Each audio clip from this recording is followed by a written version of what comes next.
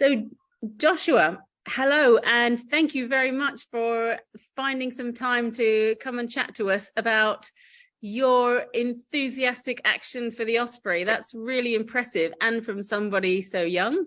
Can I ask you a question, Joshua? Yeah. Can you remember the first time you ever saw an Osprey? 3 years ago. 3 years ago?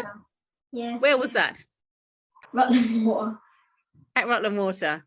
Did you see it, and were you instantly interested in birds and birds like the Osprey, or was it your parents explaining things to you that got you excited about them? I got interested in birds. Okay. Do you know much about their conservation, or why we'd want to make an effort to conserve them? They were extinct in the UK. Yeah, exactly. And Samantha, do you remember when Joshua first started to get excited by birds? Yeah, we went down to Rutland Water. I'm a volunteer for the project. Oh, right. So he came along with me on one of my monitoring shifts, and he had his little pack up and his little flask of tea, and we sat and we watched the ospreys on the nest. So it was actually Maya and 33 that got us interested in the ospreys. Since then, he's just... Are they bird names for anybody that doesn't know them? Yeah, so Maya is the resident female and 33 is the resident male on the nest.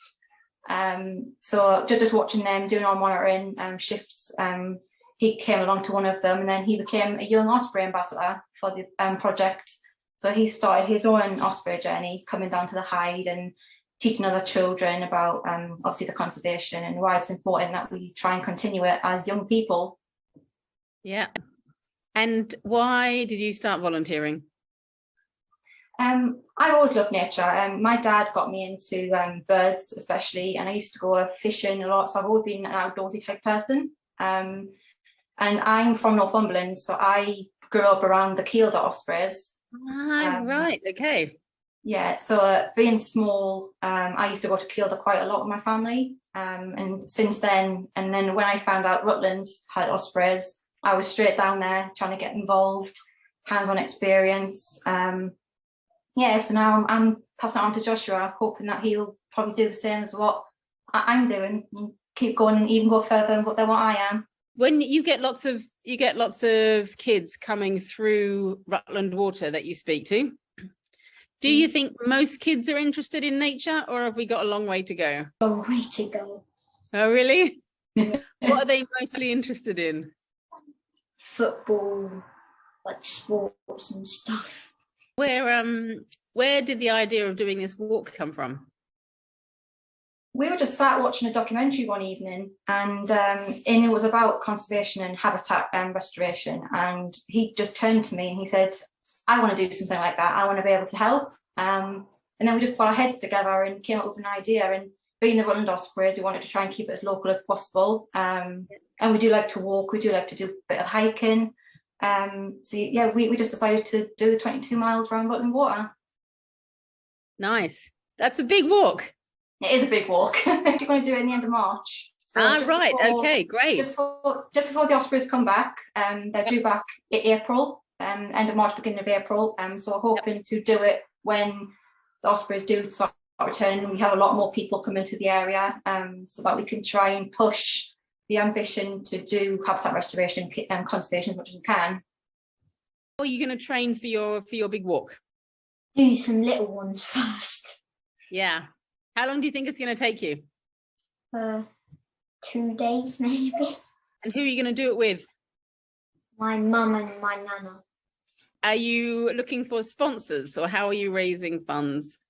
Yeah, we've set up a crowdfunding page because Rutland Osprey Project haven't actually got their own charity page yet.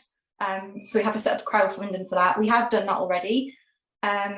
We have been in touch with Joshua's school, and they're going to be able to broadcast it across the school as well, try and get some in-school funding.